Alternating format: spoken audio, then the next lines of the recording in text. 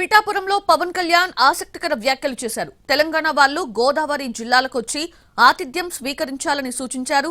సంక్రాంతికి వచ్చి ఆంధ్ర ప్రాంత ప్రేమను తీసుకెళ్లాలని తెలంగాణ వారికి సూచించారు పవన్ కళ్యాణ్. గతంలో కోనసీమకి తెలంగాణ దిష్టి తగిలిందంటూ పవన్ కళ్యాణ్ చేసిన వ్యాఖ్యలు దుమారం రేపాయి. రాష్ట్రం విడిపోవడానికి కూడా కారణం గోదావరి జిల్లాలో పచ్చదనమే. ఆ శాపం తగిలేసినట్టుంది.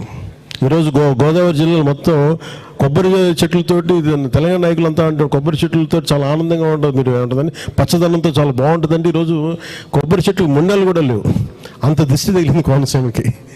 ప్రత్యేకించి తెలంగాణ నుంచి మీరు మనస్ఫూర్తిగా ఇక్కడికి వచ్చినందుకు నా హృదయపూర్వక ధన్యవాదాలు.